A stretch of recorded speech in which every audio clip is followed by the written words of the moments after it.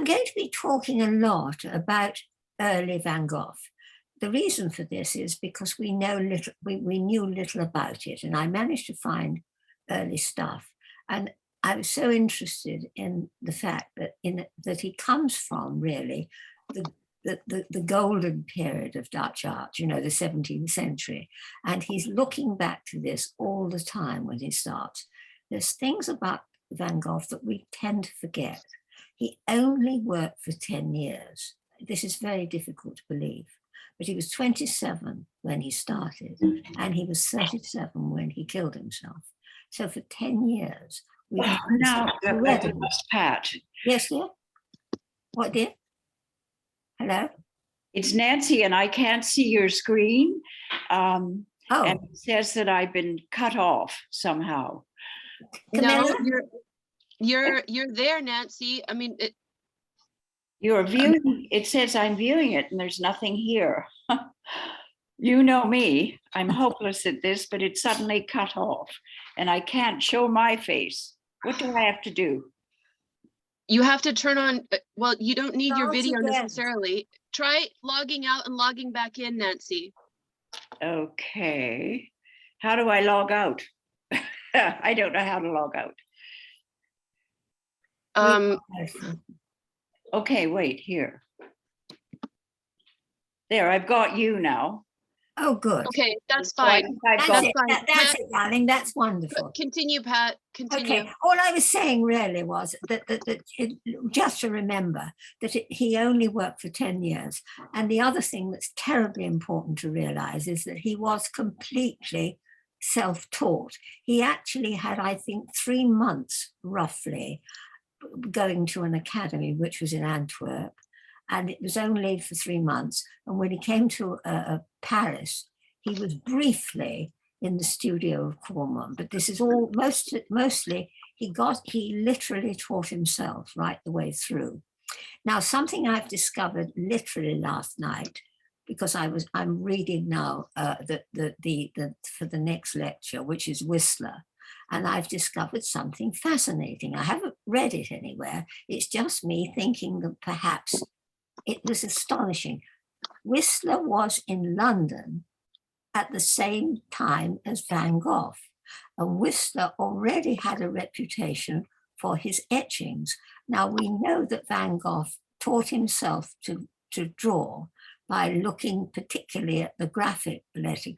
Do you think, is it possible that he knew of Whistler's London, the Thames series, which he did which was published in 1871. Isn't that interesting? Anyway, first two, let's look.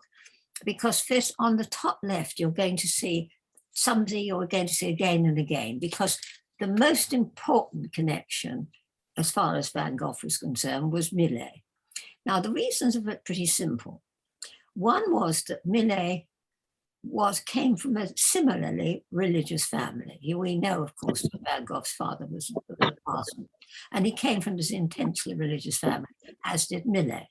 But the other thing that's interesting in Millet is look at the way he paints the peasants. Remember that we're talking about genre now. We're talking about a picture which is about 1850. This particular one is 1850, and it was he already had a tremendous reputation, and the lithographs of Van Gogh knew it by the lithographs. That's the top left. Now the top right is the other very important figure in early Van Gogh's life. Now this is the graphic, the British newspaper, the graphic, and particularly in this case, it's a man called Luke Fields. He was eventually knighted. And he was the most popular of all the illustrators for this thing. Now, I want you to compare briefly the humanity of the Millet's two figures. It's called the Angelus, of course, and they're praying. And look at the figures of Fields. And Fields' figures are, I would say, sort of slightly Gothic. They're Dickensian and very, very, very, I mean, the poor, they're scruffy, they're dirty, they're awful. They don't have the same sense of humanity, I don't think, as the figures do in Millet. Now, this is very important because when Van Gogh came to England, he read everything. Of course, he knew Dickens, but most importantly, he read George Eliot, because she was writing in the graphic. All of his life, he read George Eliot right until the end of his life. He always read her novels. One has to remember that Van Gogh could speak, of course, Dutch and French, and of course, British. I mean, he was very, very bright in this respect. Underneath the top one, which incidentally is called waiting for the it's called applications for the casual ward. It was 1874, but the one underneath is terribly important. Now this is called the empty chair, and this was what Fielders did when, upon hearing upon the death of Dickens. Dickens actually died in his study while and this is an illustration of his study. Fielders went down to Kent to actually do drawings of it. This is terribly important because eventually, when we look at almost the last things that Van Gogh did, of course, it was his own chair, and the reaction is because of this empty chair. Now, the one that's a shock, slight shock, is the picture on the left. Because why would we put a Millet on? Now this is a Millet, and it's actually called the chill winter, chill October. The reason I put it on is because in the letters that he was by now writing to his brother all the time, because of course you all remember that it is his brother who was also working for Goupil, the gallery dealer, as was in this case Vincent at this time in England. And he wrote to his brother about this picture 4 times in 4 letters. So I've put it on because it obviously had a big impression on him. Now, really, from Van Gogh came, although born in 1853, he came to England in 1873. He stayed more or less nearly 3 years on his way to England, because originally he was working in The Hague in the Goupil business. Interestingly, why the Goupil business? It was because one of Van Gogh's uncle was a member of the committee of the business. And this is how he got the job, and this is why he first came to England.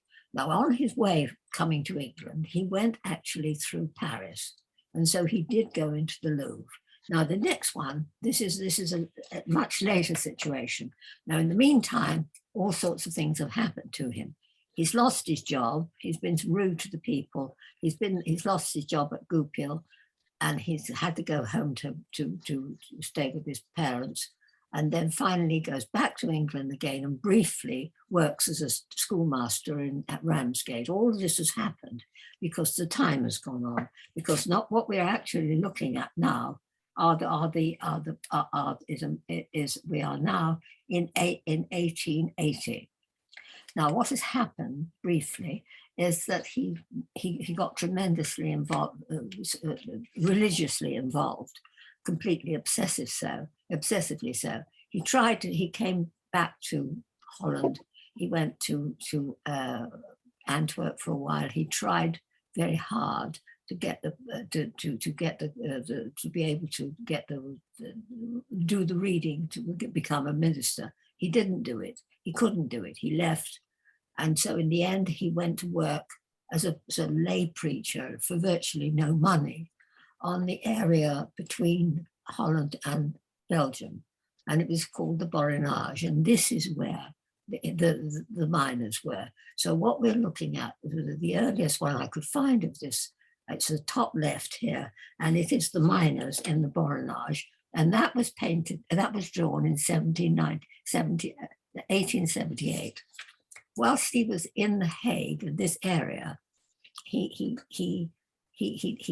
began to draw seriously, and he told his brother finally, because he tried all sorts of things, he decided that he wanted to be an artist. Now, the family had a cousin who was a member of the Hague School. Now, the Hague School were genre painters and very successful. And this particular cousin, or he was the husband of a cousin, was a man called Anton Mauve. Now, Anton, the middle picture you see in your pictures here, this is one of the paintings of Anton Mauve. He's a very nice painter, actually, in a very, very traditional way.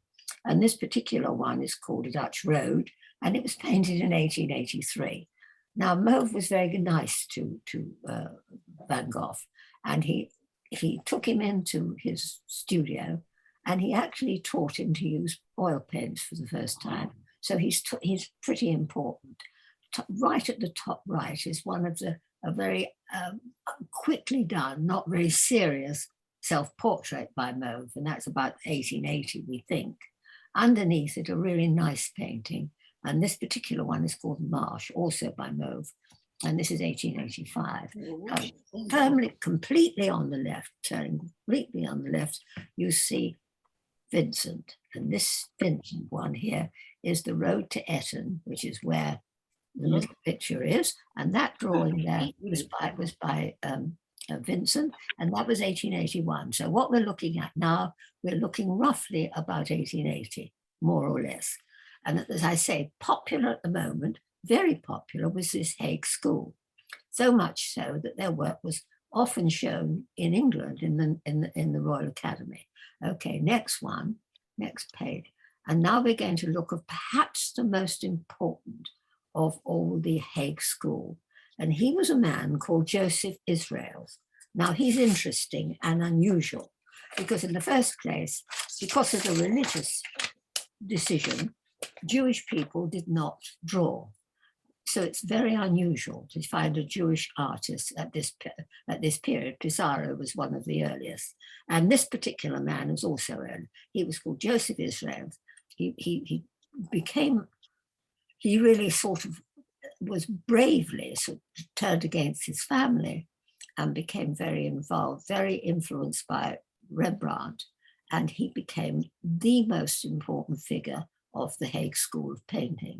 And what we're looking on the left are two of his pictures. One at the bottom is the earliest, and that is called The Frugal Meal, and that's 1876. The one at the top, which is much more interesting, I think, and it's called Alone in the World, and that is 1881. So we're now in the 1880s. Now, this man was very, very successful. He was very well known in England. In fact, we've got a lot of his stuff in the National Gallery. The picture on the right, of course, you'll all recognize. And this is what they were looking at. This is Rembrandt. And of course, it's Supper at Emmaus. Now look particularly at the way the light is described. Look at the top left hand and look at the Rembrandt. And you see the light coming in from the left. You see that very, very dark, very gloomy color, no real strong color. And again, this comes from the Dutch 17th century. And this rather beautiful Rembrandt, which incidentally is 1648, if it matters. But this is what they were both looking at. Now, on the left here, the far left, it's one of the only drawings I managed to put in of the same man, Israels, and it's a woman sitting by the fire, again 1880. But tremendously, his particular way of drawing was what was picked up by Van Gogh. In the center, one of the earliest of the Van Gogh's drawing, again, same content, everything. It's called A Farmer Reading by the Fire, and that was 1881. So they're both about the same age, and you can see that where Van Gogh was looking. But the one on the right is very important because it brings into Van Gogh's life a rather important figure. And she was called Sian, or rather her nickname was Sian. She was a prostitute and she was very poor and she had children. And Van Gogh found her, and by this time, the only money he's got, of course, is the allowance his brother is giving him. His brother, by the way, I ought to have told you earlier, is also working for Goupil and doing very well.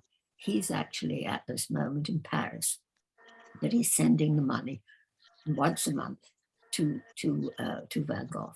And he takes Sian and her children in with him for a while, and they lived together for about not a long time, a few months really, sort of something like 11 or 12 months. But that rather beautiful drawing is, I think, is lovely. This is Sian sitting on the floor near a stove, and it's 1882. Now look at the getaway and think about, remember the way the light was coming in from the left. Remember their interest in Rembrandt. And by now, of course, he's looking at Rembrandt's etchings. Okay, next one. We'll have the next one, because these are very, very interesting. In 1882, he met a printer, a friend of printer, and for the first time, he used lithography. And these are his lithographs, all in 1882. And they are quite remarkable when you think, remember, this man taught himself to draw by drawing up the work of looking at the work of other people. And I think that rather beautiful one at the end is called Worn Out. And they're all 1882. The one in the center, which is perhaps one of the most famous, is of course Sian, and it's called Sorrow. And the one on the final right, again, it's the way he looks, the sense of humanity, if he likes so much. In Millet, the one on the extreme right is a blind old man standing. I think it's wonderful, this particular that. These are all, they're all 1882. Now he's in the end, he doesn't stay with Sian. He leaves her and moves to a place called Drances, and this is when he re-looks at Millet. Now, quite deliberately, I've put on these Millets, and we are now actually, again, 1881, 1882. Look at first of all, the lithograph of Millet in the center, because this is what Van Gogh would have seen. Possibly, and only possibly, he'd seen the Sower in the Barbizon exhibition when he was in Paris, but I'm not sure about this. That was 1850, by the way, the particular, the Sower is 1850, and the one in the center is 1851. Now, the far right is Van Gogh looking very hard at this and giving his own example of it. Now, I want you to look at it carefully a bit, because it's not so much how much he's copied, but look at the difference. Look at the fact that you can see much more of the face of the Sower in Van Gogh's than you can in the middle, which is the one that he would have copied from the Millet lithograph. And there's the figure, Van Gogh's figure, dominates the landscape much more strongly than, in fact, the Millet. The Millet's figure is part of the landscape, where you feel that in Van Gogh it is the major subject. Major subject. Okay, next one. Let's have the next one. Now, he's very, very reluctantly, because he doesn't really get on with it. His father is really rather fed up with him, because after all, he's the eldest son. He's had all these bits and goes of jobs and things and left most of them. He obviously has a very bad temper. He's very difficult to live with. But at this particular moment, he had to go back to live with his family, which was, of course, not particularly helpful for either of them. And so his family were living, by this time his father was a parson in a rather small village called Brabant. And in this particular one, again, it's on the borders of Belgium and Holland. And the one on the left we're seeing is a peasant's cottage. And the reason I put them both together, because the one on the right is the way these peasants made a living in this particular place. It was really the end of home weaving.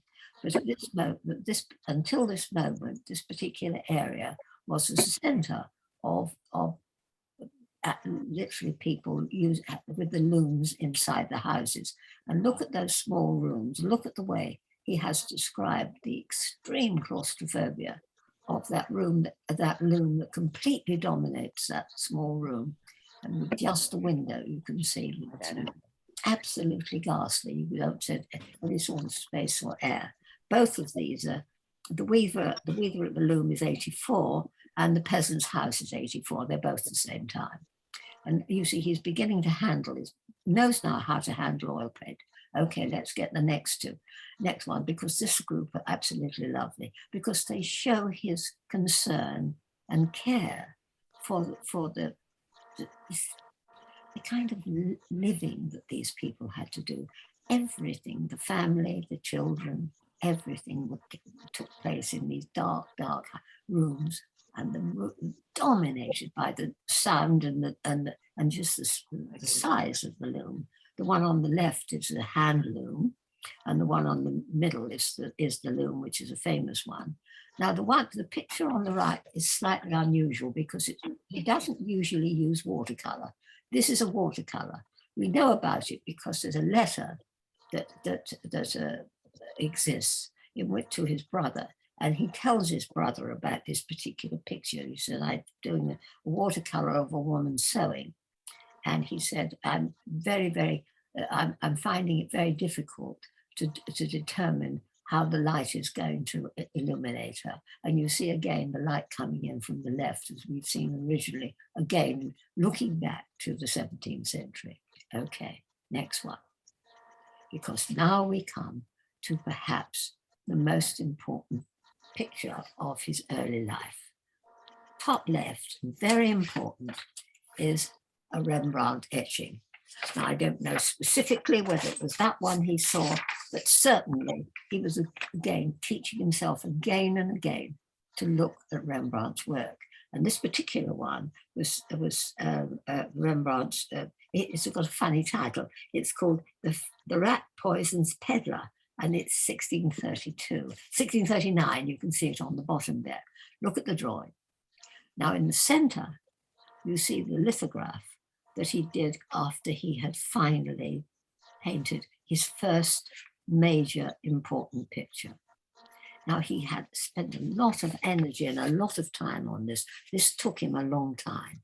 And this particular litho, of course, is 1885, but he was working on the Potato Eaters from about 83 onwards. And he was looking at the figures of peasants, and these two wonderful oil paintings on the far right are the sort of the sketches that he used before he did the painting.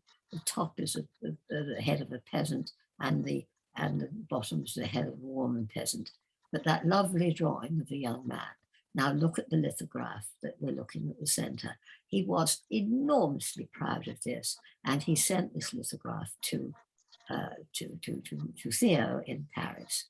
And when Theo saw the painting, he was disturbed by the sheer darkness of it. Let's have the next one and we'll see it ourselves.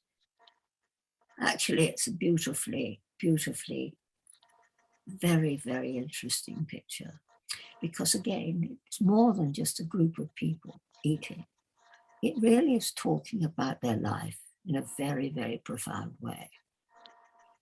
The criticism was that, my God, they look like potatoes. Well, of course, poor things, that's what they had to eat. They had to, first of all, they had to grow the potatoes, and there they were. That's the only food they had. And of course, the light is very, very typical of the sort of Rembrandt-esque dark brown.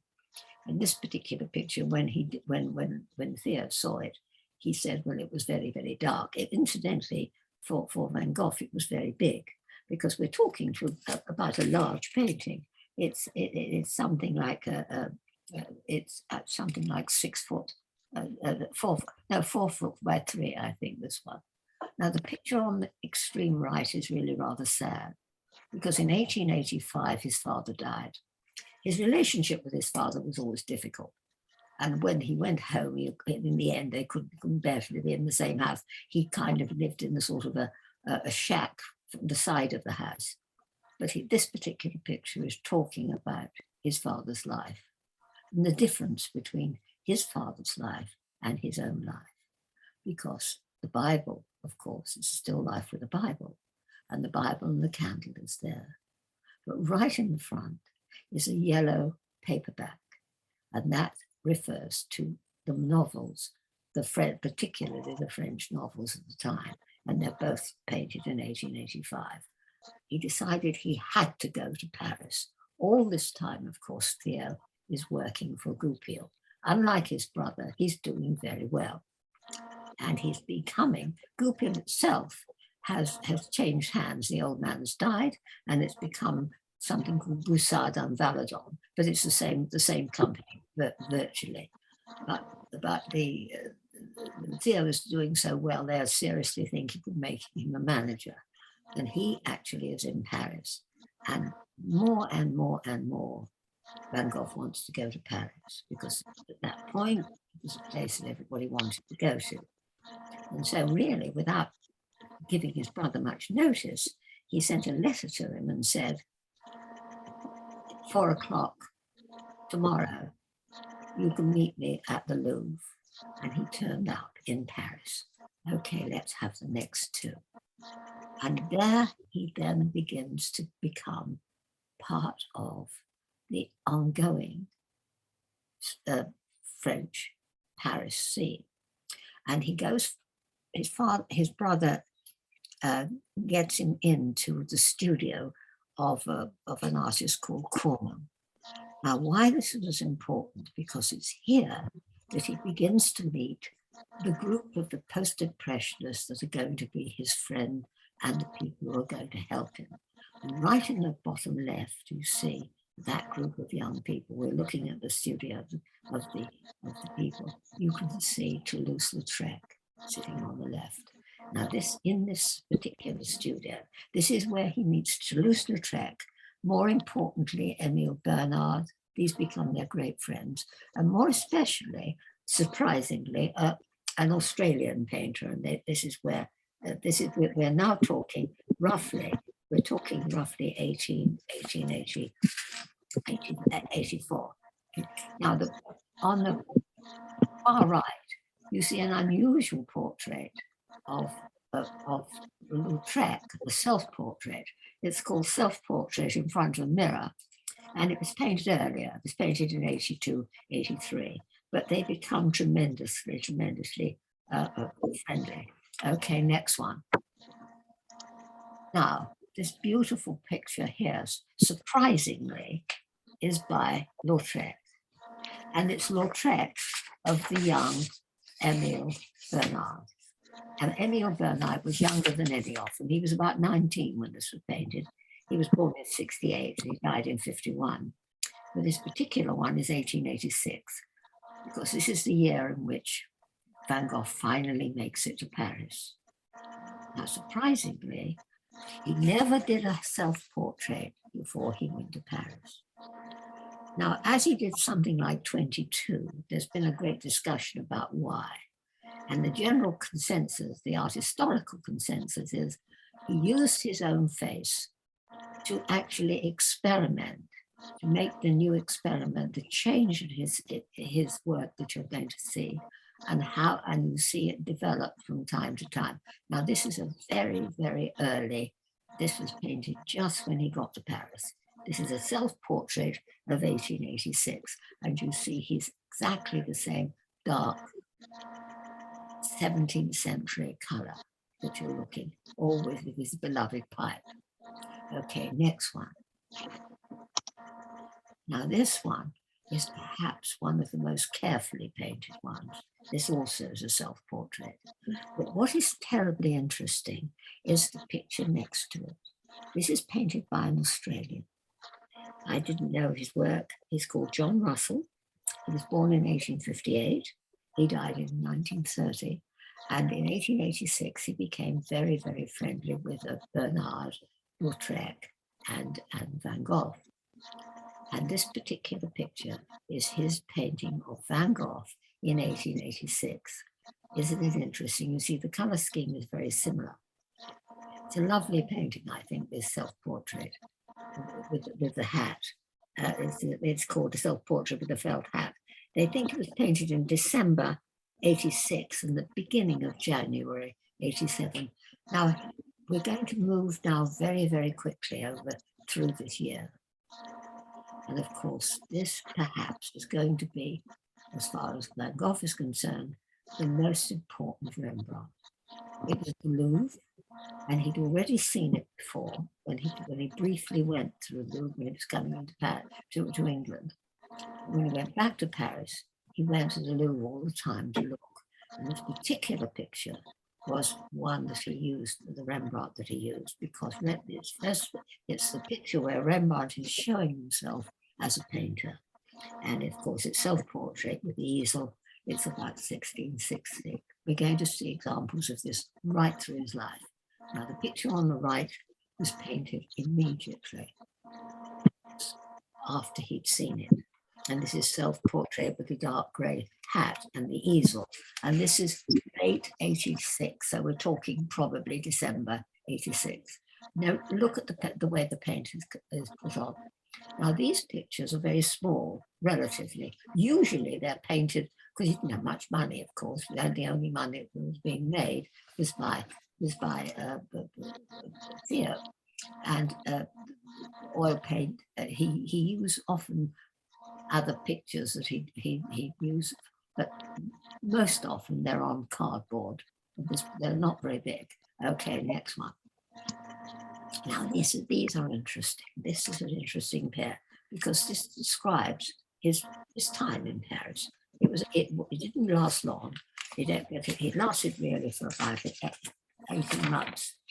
When he first got there, he of course, he immediately moved in with poor Theo, who at that time only had a rather small room, and it was near the Boulevard Clichy.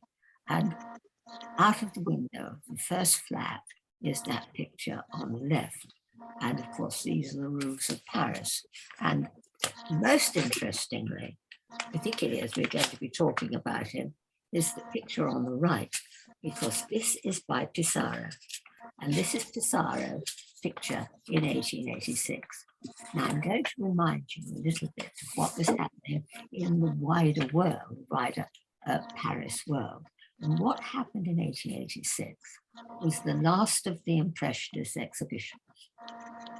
The one that there was actually 8 of them, and this was the last one. This was on May the 15th. In this particular picture, Pissarro, incidentally, exhibited in every one of them. He was one member of the Impressionists that did. Now, in the meantime, Theo had done rather well with the Goupil people, and he'd been moved to Montmartre, where a new shop was open for him, and he was rather reluctantly allowed to show modern art, i.e. the Impressionists. And he showed this particular Pissarro. And in fact, it does now belong to I think it belongs to the Van Gogh collection. But this was the picture. And this particular picture's space is important because it's full of art. And it's 1886. And next one. He's much older. Pissarro's much older than the others. He was born in 1903. Now, what we're looking at is the gradual change in the color scheme of Van Gogh. Now, he works very quickly, but it changes quite quickly. But these, I think, are really beautiful. They're still looking, if you remember that mauve, they're still looking that kind of color scheme. And this particular one is the view of Paris. And this was, again, in 1886. It was after the brown one that we've just seen. But the one on the right, I think, is terribly interesting. If you think of Manet's colors, because we're talking, you see, really, Manet and all of has only been exhibiting in 1863 was the time of their big point. So we're really 10 years after this. And this is called the Terrace at Luxembourg Gardens, and it's June 1886. You see the difference in the color, and this is what's happened. It's going to change enormously. Okay, next one. Because what happened in the last 1886, Impressionist exhibition, in fact, this is possibly why they all decided not to have one again, was suddenly, there was Seurat, Sunday afternoon on the Grand Chat, started in 84, finished in 86. Nobody had ever seen the like. It made the Impressionists look like old masters almost, completely different. And there it was. It completely shocked everybody. His friend, the younger man, Signac, became a member. Can we go back a minute, please? Just a minute. The one on the right is the Signac, and this particular one is called the dining room.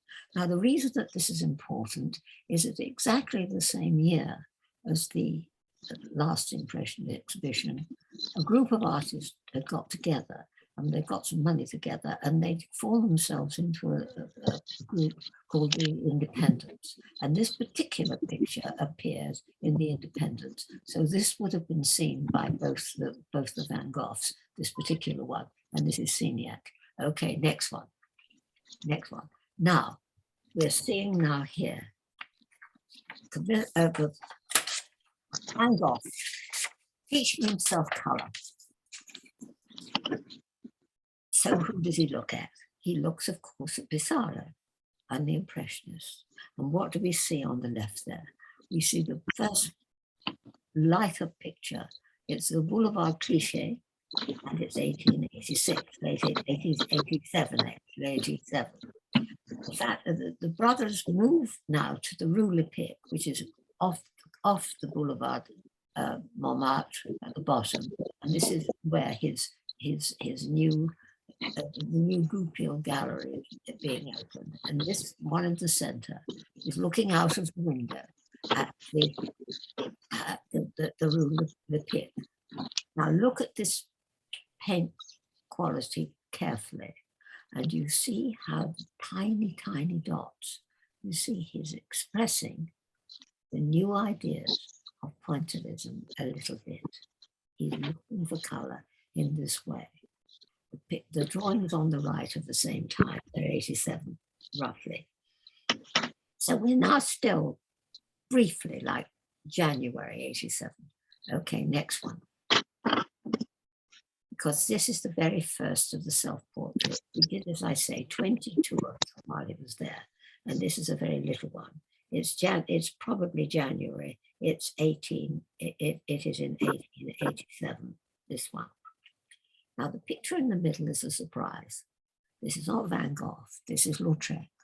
And it's Lautrec painting that old drawing Van Gogh, because this particular picture is in fact a pastel. And he's in front of him, he's got a glass of absinthe, and he's in a particular cafe called the Tambourine, and it's 1887. On the wall you can't see it clearly, but Van Gogh has persuaded this particular cafe to show Japanese prints. He and his brother in 1886 began to collect Japanese prints, and they became a passion. And this is all, they're all now looking at Japanese prints. Drawing on the right is interesting only insofar as, again, it's Lautrec. This time it's about another cafe. They spent their evenings quietly drinking, I think, at the cafes all the time. And this is a cabaret with Aristide Briand, who was rather famous. And right at the back there, where the round is round the back there, that is Van Gogh. That is Van Gogh in the cafe, can you see just there? And this is Briand. Now, this again, this particular one is 86. Okay, next one. Now we've moved. Again, we're now going to look at these marvelous self-portraits. Now, I have to tell you that you've got to go and see it. It's as you know, it's at the Courtauld, and I can't do this, but clever old Camilla with photographed the details. And so for the first time, we can see really, really closely, we can look at each brushstroke of Van Gogh's painting. Isn't that wonderful? Look at the one on the left. This particular one is probably 18. I mean, they don't know. They call it spring. They don't give it a particular date. They call it spring 1887. And look at how he's experimenting with color. Now you've got to remember that there's the color wheel is all the rage at the moment, because it came in with all this discussion of the pointillism. And so you're looking at the contrast of blue and orange. But to be fair to Van Gogh, he'd already been reading about color, because he was very, very interested in Delacroix, and a new biography of Delacroix had been written, and which he talked about the theory of color. And so we've got a combination really of what he's seeing at the Impressionist exhibition and at his drawing. So we're going to watch him now experiment with color. Okay, next one. You see what happens, aren't they interesting? You see how he's having a little go at pointillism. And if you want to say something about this, I think, Camilla. Next one. Next Yeah. one. Well, I mean, seeing them close up like this, the detail, there's an effort on his part to almost disappear into the background. He sort of really plays with backgrounds depending on his mood. So he's really almost communicating to us about his state of mind. So either it's in movement, or in this case, he himself is almost disappearing. His face and his eyes especially always remain very fixed with us, the viewer. But here you can see, Pat and I noticed this, there's almost like the uniformity of brushstroke, but then it's just like the flatness is amazing. Exactly. Yes, exactly. It's astonishing, isn't it? And the one on the right, the reason I was so keen that we talked about Signac, because this particular one is the Signac, and it's 87, same year. It's a woman reading, and you see pointillism at its extreme here. Now you're going to see Signac and he become quite friendly, and they actually go out painting together quite often. Now these are fascinating. Now you're going to see Père Tanguy. Now, Père Tanguy of this group is a very important group. We're looking at a rather sweet man who was a color salesman. He sold oil paint, and his shop was round the corner from the Rue Lepic, and he had a big basement, and he was a very good-natured man. And the artists came to him quite often for paints, and they hadn't got any money, so quite often he would take a picture to give them the paint. And in his basement, it happens, he liked Cézanne's work, and he would send Cézanne paint. And so if you wanted to see a Cézanne, you went into the basement of Père Tanguy. He became very fond of Van Gogh, and Van Gogh did this very early portrait of him. That's the one on the left, and that's possibly 86, 87. They're not really the moment that he came to Paris. In the center, there's that lovely self-portrait of himself, which is now in Chicago. And of course, you can see him experimenting a little bit with the pointillist dot. And the one on the right, which is a tremendous surprise. Now, this one for years was thought to be a self-portrait, until they realized it simply was not. It's actually a man called Alexander Reed, and he was a dealer, or was training to be a dealer, and he was working with Theo, and he had happened to have red hair. And so when it finally turned up again, everybody thought it was a self-portrait. It isn't. It is a painting of this man, and they did look very much alike. They both had red hair. And so this picture is now in Glasgow. So if you go to Glasgow, you will see this one. And this is 87. Now this detail, this lovely detail, is again the detail of the self-portrait we saw before. And this is, of course, Van Gogh. But the one on the right is interesting because it's again Pissarro. Pissarro went through a little series. It didn't last long. It was something like several months, I think, few months. He became interested in the pointillist idea. And this is his version, not really very pointillist, but this is his version of pointillism. And this particular one is a little girl, a little peasant girl of the 1880s. And the detail of the self-portrait, I think, is very interesting. Look at the way he's applying paint. Can you see the difference between the straight line and the detail here? And they're so, look at the ear, very interesting. Okay, next one. These, I think, are just wonderful. These, again, are taken by Cabela. Actually, I think that, again, this one is much, much, much more thinly painted than the other one. It's a very interesting one. It's particularly the eyes here.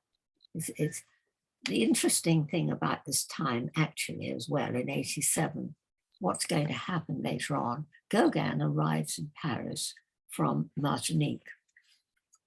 And of course, as I said, Theo is showing a few of the contemporary artists, much to the disgust of his superiors, but in fact he's managing to sell a few. He actually did sell some Pissarros.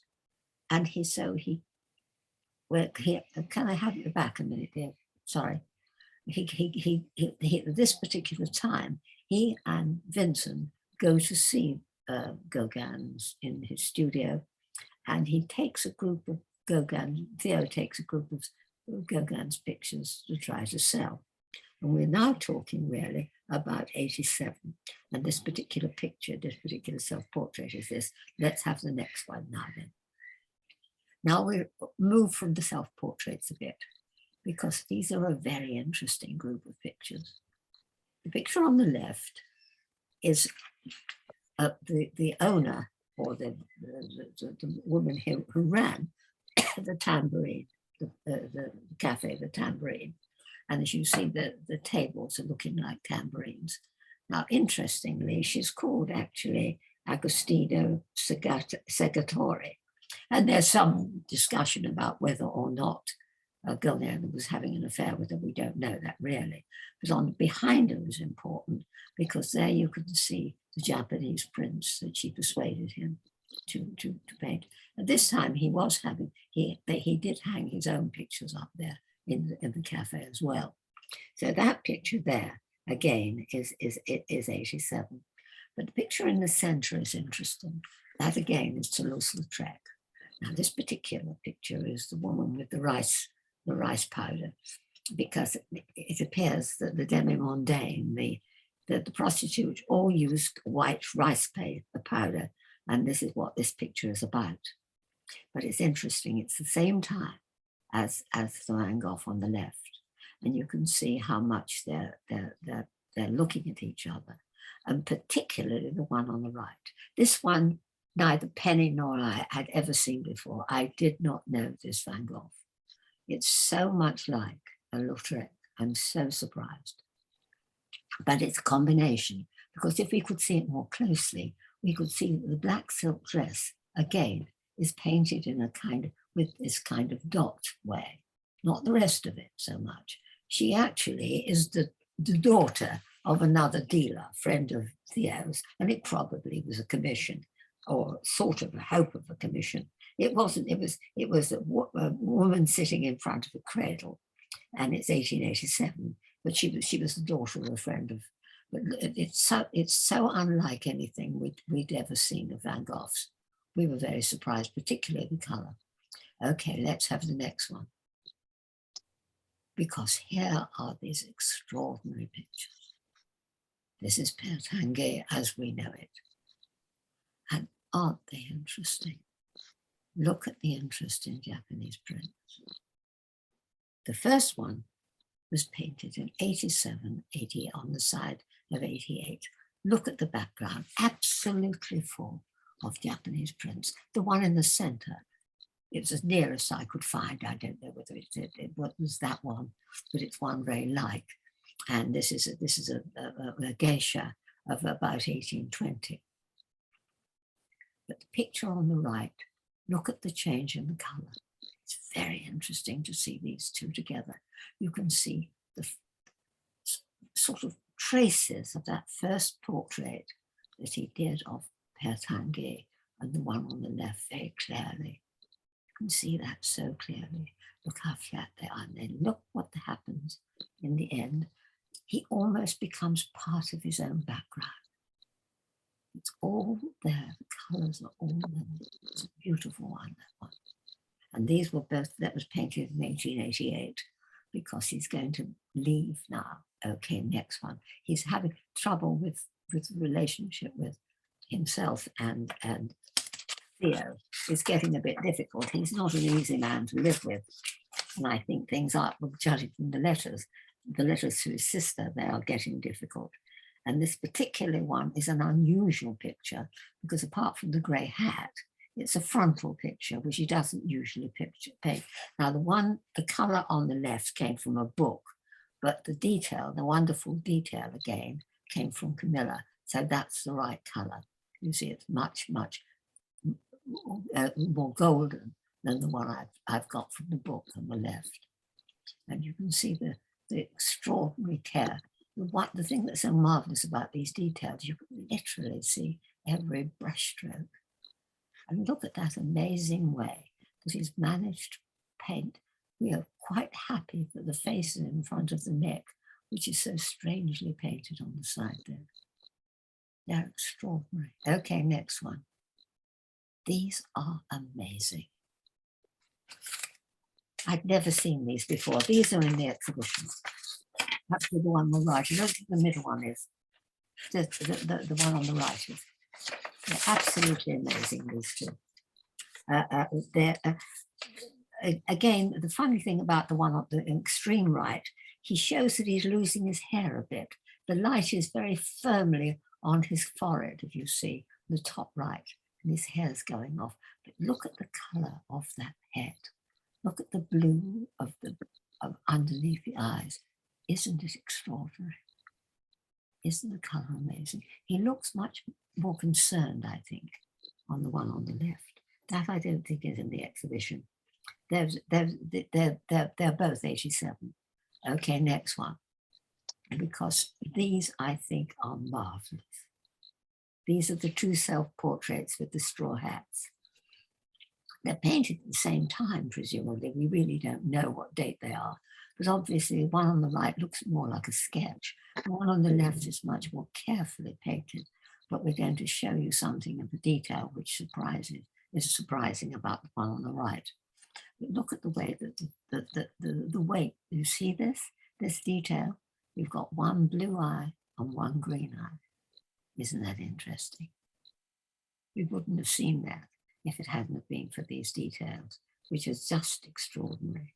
The one on the left, of course, is much more finished. This does look like a bit like a sketch. And it was talking about the way he merges into the background. You can see it much more clearly here. And the extraordinary paint quality. They're rather thinly painted. Okay, next one. But he seems to load multiple colors onto the paintbrush. The paintbrush is flat at this time. It's not a round cross section. Yeah. So because of the clip that holds the hairs to the stem of the paintbrush, there's a flat, it's a flat brush, right? You're absolutely right there, yes. I mean, then look at the underneath, look at the difference in the color of the eye on the right.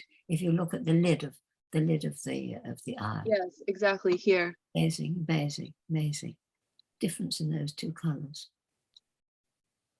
This one, I think, this is one that I personally, when I was there, thought was the most beautiful.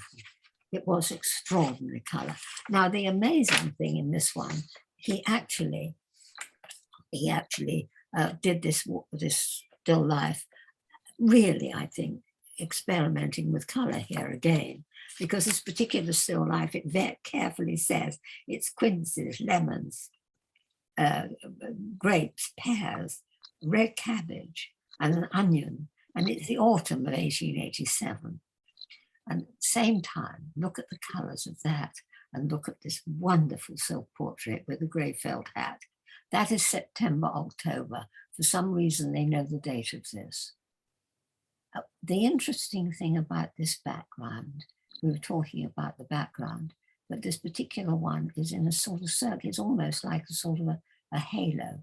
Can you see the way the paint quality is making a circle behind the head on this one? It's interesting that.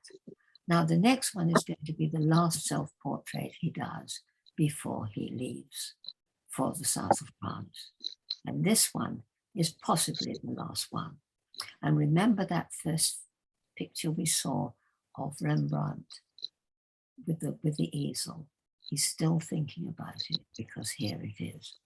But in his case, much stronger color. And these beautiful, beautiful colors are again from Camilla's details. So you're really getting a sense of the color. Look at the way the gold in the coat is described on top of that blue. Extraordinary piece of color. Okay, well now he goes to the south of France. No, just before this, sorry, I always get this slightly wrong. These I thought were painted in the south of France. They weren't. They were painted in Paris. And they were painted in Paris for a particular reason. Van Gogh, I've already told you that Gauguin was showing, actually he did sell one painting of Gauguin's, Theo did. And so Gauguin was very much, but at this time he was in Pont-Aven with Emile Bernard and Lavelle. And when Van Gogh decided to leave, go to the south of France, he very much hoped that he'd get a similar sort of group of artists surrounding him, much as the same way that Gauguin did in Pont-Aven. And so what they did, what he decided to do was to send his self-portrait to them. And the idea was they sent their own self-portrait back. And so what we've got here, this rather strange, rather monk-like picture that he does for himself for Gauguin. And this is his self-portrait for Gauguin. And this was in 1888. Now, the one on the right, of course, is Gauguin's painting, which he returned to Van Gogh. And it says Les Miserables.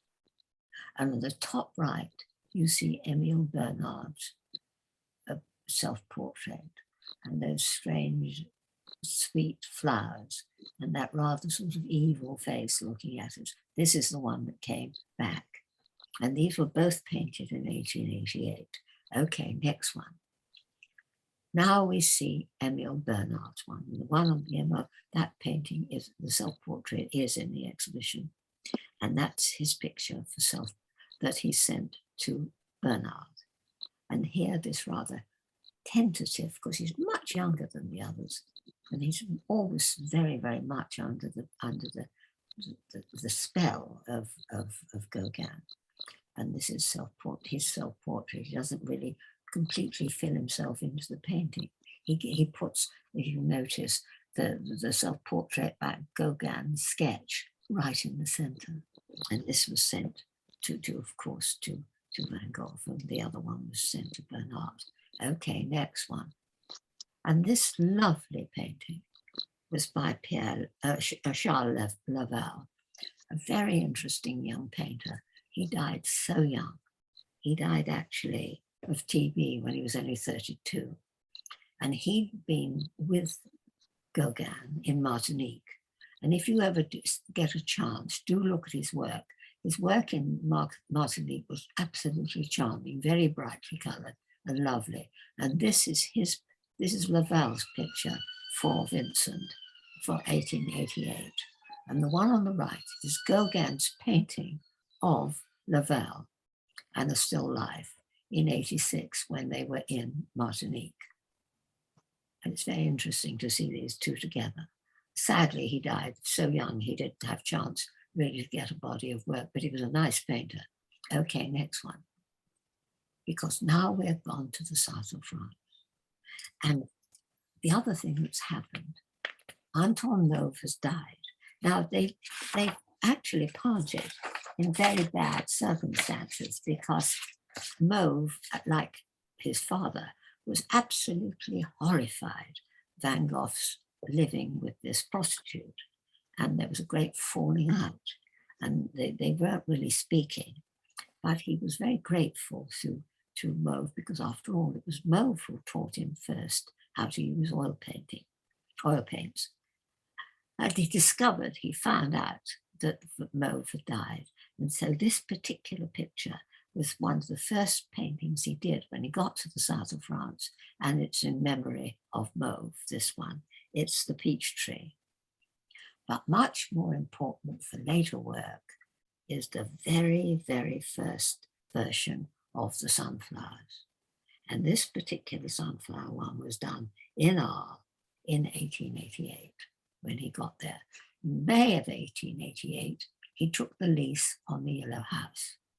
And this is where he prepared his dream, because it was big enough, because there were 2 bedrooms in this house. It was big enough to get his dream of other artists to come down to join him, so they could have a group like Gauguin's group they had in Pont-Aven in the south of France. Now, he pestered Theo about this, and meanwhile, Theo was helping out Gauguin, who was, of course, as usual, without money. And so the idea came, a rather difficult idea came, that he should join Vincent in Arles. He actually stayed together for 9 weeks. And it was a disaster, of course, as we all know. But at the time, it was considered a good idea, because Theo was helping out. Of course, he was paying for Van Gogh, and so it was just as cheap. The house was there. He didn't have to pay any more money. And so the idea was that Gauguin would come, which he did, of course, okay, next to. And he actually stayed for 9 weeks. Now, this one I couldn't resist. I saw this picture and I was so excited about it, because it's called A Painter on the Way to Talençon. And of course, it's a self-portrait of himself walking out. But the picture on the right I thought was so interesting. This is Francis Bacon in 1957. And it's a study for the portrait 4 of Vincent Van Gogh. Isn't it interesting that Francis Bacon was interested enough to try to make a version? It's not a copy, but it's a version. He did about 3 or 4 of them of this time in 1957. And it's this picture, of course, that has started him off, and this wonderful painting of all these colors, and the extraordinary the Arles looking in the background. Okay, next one. Because here, of course, is the famous Gauguin. And this picture, which I think has got a lovely, he arrived actually, just as an interest, he arrived in October 1888, October the 33rd. He stayed, as I say, 9 weeks. Now, this particular picture, he is called The Painter of Sunflowers. And it's December, his painting of Van Gogh. Van Gogh is supposed to have said, "I look quite mad." Well, there you are. I didn't show you, but at this time, of course, you all know that that Van Gogh was painting the cafe at Arles. But the one on the right is in Russia. My excitement was amazing when I went to Moscow and I saw this picture. It's by Gauguin, and it's the cafe at Arles. I'd like you to look at it carefully, because in the background, right at the back, you see the postman Roland. And most especially, look at the portrait of the woman who owns the cafe, and look at the way she's sitting. Because what we're going to see next is, let's look at the next one. Look at Van Gogh's version of the same lady. These are lovely. This particular one is Larisienne, he calls it. But of course, it's Marie Junot, who was the proprietor of the cafe. the owner of the cafe. And of course, it's in the same, exactly the same position that Gauguin had. The picture, the rather beautiful picture on the right, is of course of Joseph Roulin, who was the postal ruler. This man was so kind. This family was so kind. When poor Van Gogh came out of hospital, it was Roulin who looked after, and Roulin's wife who looked after him. They continue to be extraordinarily kind. I think it's interesting because the connection, as I said, between George Eliot and his attitude to the working person, he saw the humanity in them. Okay, next one. That's a beautiful picture, this one. And of course, here are the famous chairs. Remember the empty chair. And there's no doubt that this was in his mind when he painted his own chair. It's a very simple chair. It's actually only got his beloved pipe and the tobacco, onions in the back with his name on the bottom. The chair is slightly falling into our space. Compare it with his Gauguin's chair. Very elegant. It's actually in mahogany. On that chair, what do you see? You see books and you see the light and another light on the corner there. Particularly the color, it's rich. On the floor, there's either a carpet or lino, but the difference in the plain chair of the right, which is the one, as I said, that Joe Bongo was very reluctant to sell to the National Gallery. Okay, next two. Because here is the famous picture, which actually is the reason for the self-portrait, because it, of course, is owned by the Courtauld. And it's a self-portrait with the bandaged deer. Now, the various books and so on I've read now, and the latest one, the idea now, they think now that he did cut most of his ear off. And the particular picture there is tremendously important. The back of it, you see, again, the Japanese print. The one on the right I've never seen, but it's without doubt now absolutely determined that it is, in fact, a Van Gogh. It's not of the one time it was thought to be a fraud, but it isn't, of course. He was taken, poor man. It was actually in December 24th this happened.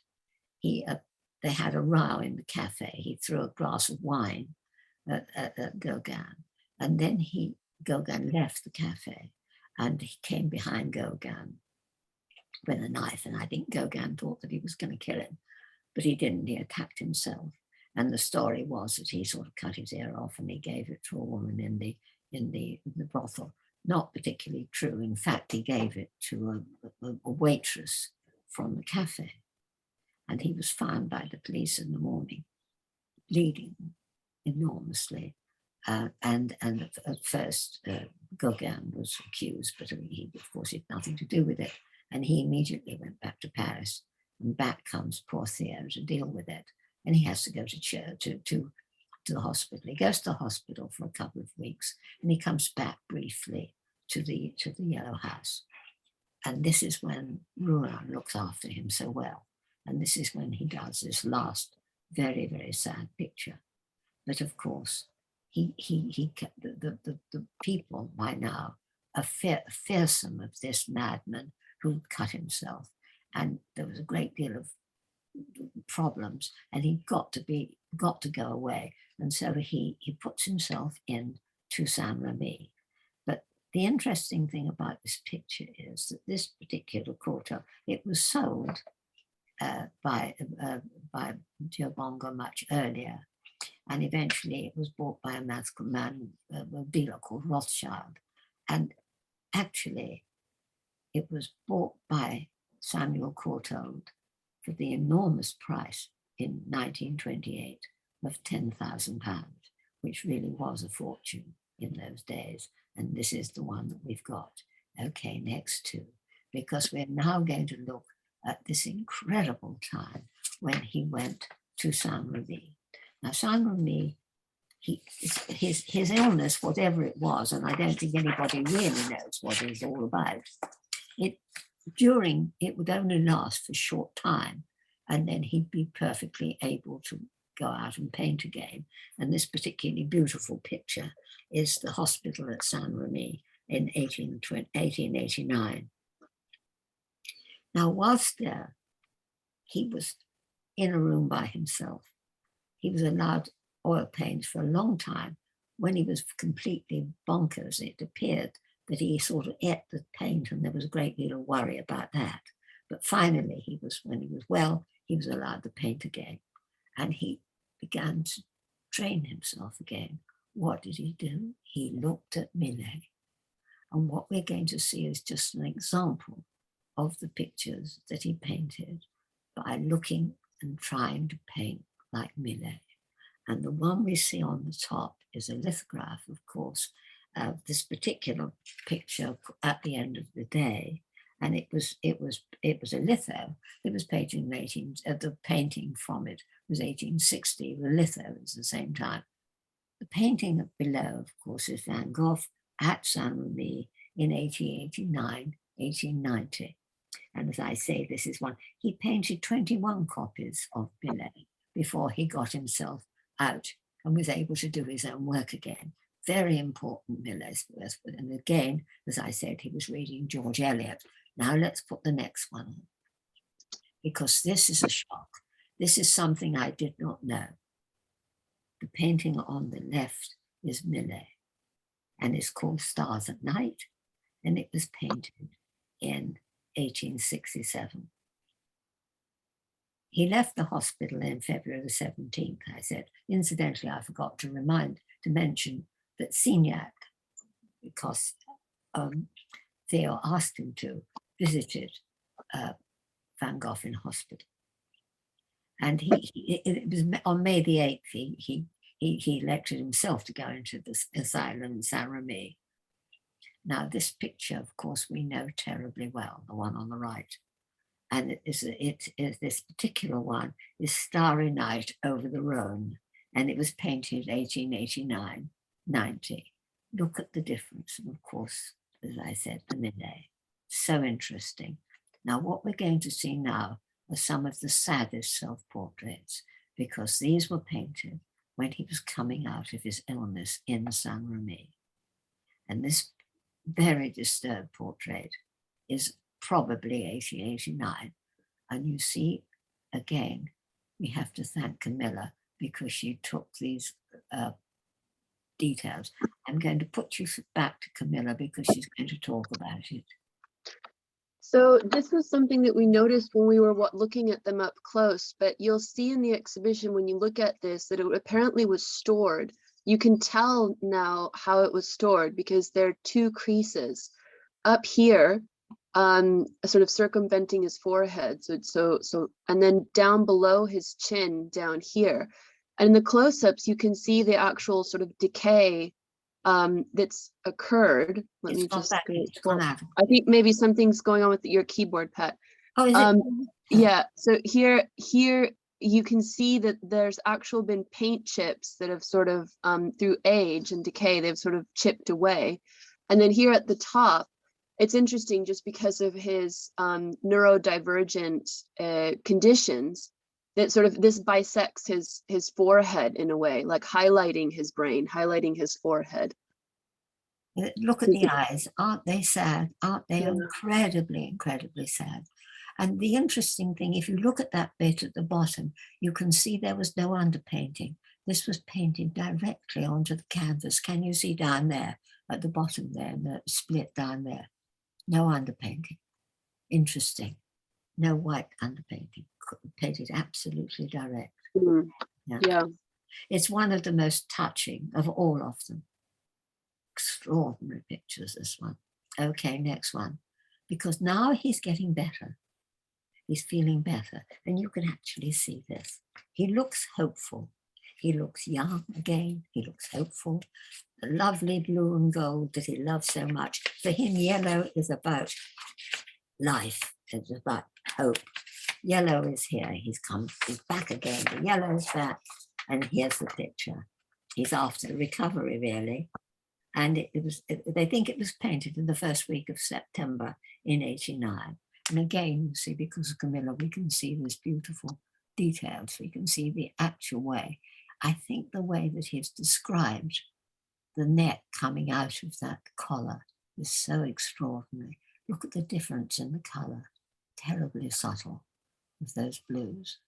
Amazing, absolutely amazing. Okay, next one, because this sad one is this is the last, possibly the last portrait. We don't know exactly whether the one before this one, they just know it was the last week of September, and it was painted in 1889. Now the pictures on the other two are very interesting because when he became better, he was allowed outside. He went out and he did painting outside. And one of the sort of the head nurse, so to speak, was, I don't know what his first name was, but his second name was Triabac, and he lived with his wife in the grounds of San Remy. And these portraits of Triabac and his wife were both painted in September, just before he left San Remy. And they're extraordinary pictures of these, particularly the man in the center. You can see his kindness. Aren't they interesting as a group? They're all probably painted at the same time. Now he leaves, the last picture, last self-portrait, is himself without a beard. He looks much younger, I think, in this one. And at the same, this is when after he's just, these are, again, they think this was painted in San Remy, but the picture on the right was probably painted when he went back briefly to the Yellow House. And there's this lovely still life with a plate of onions. And this is also in Holland now, but it's not in the main Van Gogh exhibition, it's in the Kröller-Müller. When you go to Holland, you must go out to the Kröller-Müller. It's the most extraordinary collection. And this is there. And look at this picture again. Look at the way he's tilting the table up. And you can see that green pot just at the back, but it's all flat. And of course, the beauty, always the pipe, the onions of the pipe. And of course, the letters and the paper bags. Well, now he goes back briefly, very briefly, he goes back to Paris. In the meantime, his brother has married Jo Bonga, the sister of a great friend of his. And they've got a child, they've got a little boy. And Vincent actually sees his nephew, who is called Vincent by his name. And he's sent to Auvers-sur-Loire, which is about 30 miles outside Paris. And there he's in the care of a homeopathic doctor, a rather nice man, who's an amateur artist, and he's called Dr. Gachet. And this lovely painting is one of the last pictures Van Gogh does of Dr. Gachet. And they see each other very closely. And I think one of the most touching ones is the painting he does of Dr. Gachet's daughter. She's 19 years old. And that was painted in June 1890. So probably the father's picture was painted at the same time. And the kindness of the man is shown. I think it's a beauty. Now, this question of the last picture that he ever painted, for years it was thought that it was the one with the crows and the wheat field. They now believe that it's this particular one. It's the last painting they think of his, and it's the garden of a painter called Daubigny. And this particular man was a Barbizon painter, and very, very much admired Charles Daubigny. He was very much admired by Van Gogh. Lower right on the right, is one of Daubigny's picture of the same area. This is at Auvers. And the one on the left, the top left, is the final, Van Gogh's final painting. And the ones on the left are two details he painted before he painted the picture at the top. Now they think that this is the last picture that he did. Now, why particularly did he kill himself at this time? Now, according to the letters I've read now, things were going very badly in Paris. Theo was ill. He wasn't selling very well. His pictures, he was concerned that he would lose his job. Now, he now had a wife and son to keep, as well as which, of course, he was still sending money to Van Gogh. Van Gogh actually had been shown, in a sense, internationally, because in Belgium at that time, that summer, there'd been an exhibition of 20 contemporary artists, and Van Gogh, Theo put 3 of Van Gogh's pictures into it, and amazingly one was sold, and that was astonishing. This young woman bought one of his pictures, but that literally was the only picture he was ever able to sell. So you can imagine his state of mind, knowing his beloved brother was in this terrible state, financial concerns, not very well. He sent his wife and his little son back to Holland. And he was working very hard, hoping to sell, because of course he was only as good as the pictures he managed to sell. And of course he shot himself. Okay, the last pictures are very, very sweet. Now these are in the cemetery at Auvers. But the drawing on the left is very nice. This is by Dr. Gachet. He was, in fact, an amateur artist, and he did a picture of Van Gogh after his death. Theo did come to see him. He shot himself in the stomach. It took him 2 days to die. And this picture, and Theo was there. And then the most astonishing thing happened when he was killed, when he died. He was, of course, buried in Auvers, and Emile Bernard, of course, was at the funeral. But sadly, Theo died a year later. He had syphilis, they think. Well, they know really he had syphilis, but he had a sort of strangely, it was some sort of chest complaint, they really killed him.